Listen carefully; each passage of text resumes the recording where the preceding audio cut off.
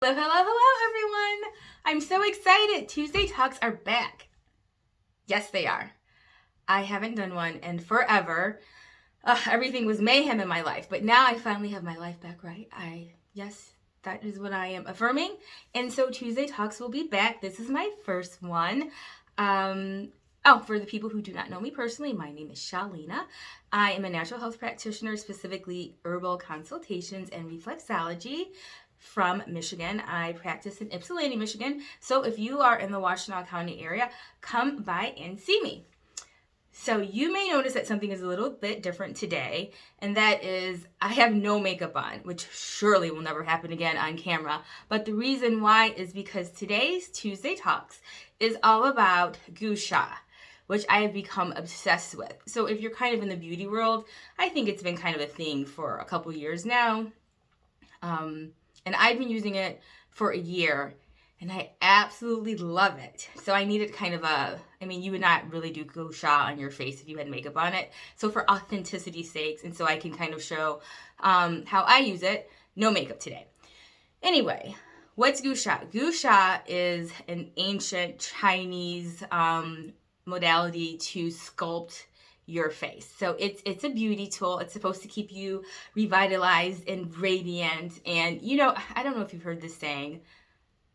I'm sure it's fine to say it, but they'll say things like, oh, black don't crack and Asian don't raisin. So we know that traditional Chinese medicine and a lot of like Asian modalities that have to do with health and beauty and longevity are great, and we can learn from them. So I've been using Gua Sha. I use a jade one. Now, when I decided yesterday to do this video, somehow my jade one disappeared. But I refuse to be thwarted. I do not know what happened to my jade Gua Sha tool. But then I remembered I have a rose quartz one as well, which I've never used. So these are examples of Gua Sha tools.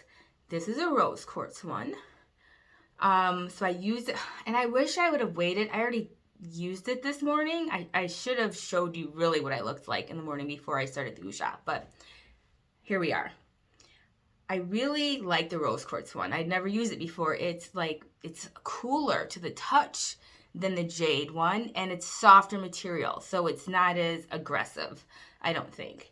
Now, what I really like about Gua Sha is that you can use it at whatever price point. So my rose quartz one, the set was, I think it was like $9.99 from TJ Maxx, so very inexpensive. I think my jade one was even less expensive. I also got that from TJ Maxx, but you can get some online that are like $70, and that you can get kits that are like well in the, over $100 with serums and oils, and so it's accessible, and you don't need much. Another thing, for some reason, I'm obsessed with one day the supply chain is going to go down and the grid's going to go down and we're not going to be able to get the things we need. Well, guess what? If my rose quartz, another rose quartz one, just so you know, if you decide to get these tools, if you have like hard tile or granite or whatever and you drop your Gua Sha tool, especially the rose quartz, because it's a softer material, it might crack and break, because I have cracked one set already, broken one set. But anyway, what was I talking about? Oh, I was talking about, let's say the supply chain went down. I'm sure some enterprising man or woman could make this tool out of wood or bone or something. So accessible. I like things that are accessible. So how do you use Gua Sha? The way I usually do it is first I'll put on some sort of rose water, some sort of spray. And then it's really important not to do it on dry skin. You should use a serum or some sort of moisturizer or something. You don't want to be scraping on dry skin. So put moisturizer on. Take your tool. Now, different people will say to do it in different ways. I like to start with your neck. The reason why you start with your neck is because it opens up your limbs. And the whole point is, if you're trying to depuff, you want any sort of excess water to drain. So open up the pathways for drainage.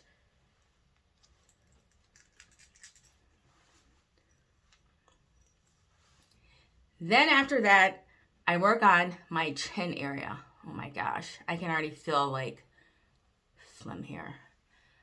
Okay, whatever. Show must go on. So, this little area. Now, I have what's considered a weak chin, right? I would prefer my chin to look like this, but it does not. And it's less likely to look like this the older I get. But this has been really helpful in at least tightening it up a little. So you just kind of... And this is the thing. I also really like Gua Sha because even though it's a beauty tool, I also use it as a health tool. Now, since I had my appendix out the other year, my lymph nodes by my ears have been really swollen. I always have issues with them. But this tool, and then I kind of work those sore lymph nodes. Or if you're having like a sinus infection or allergies, like, oh, right there. And then, of course, your thyroid is in this area. So this actually also simulates your thyroid. So it's for health as well as far as I'm concerned. It's also very soothing. Before you go to bed or when you get up and you're already stressed thinking about your day, after doing Gua Sha for a couple minutes, you feel much better. And you look better too. Both are important. So I really like this for keeping my chin as deep puffed as possible. Same here. I wish I had amazing cheekbones, but after doing a little bit of Gua Sha, it's a little bit more sculpted. The other thing is I tend to have puffiness underneath my eye, especially this one. This really helps with that too. You always want to go this way. And of course, men can do this too. This is either gender. And men also shouldn't look haggard and dry skinned. So it's manly to take care of yourself and your skin. Really helps depuff this area. And another thing I do, so I tend to, especially if I'm not eating my proper diet, my eyes will get puffy, and they get puffy up here when they're spraying, these weird chemicals that they spray irritate my eyes and make them puffy, and also when I eat the way I should not. So I use it to get rid of that too, and to keep this eyebrow high like I want it. Just go over the ridge. I'm not going to give you my whole routine, but it's simple.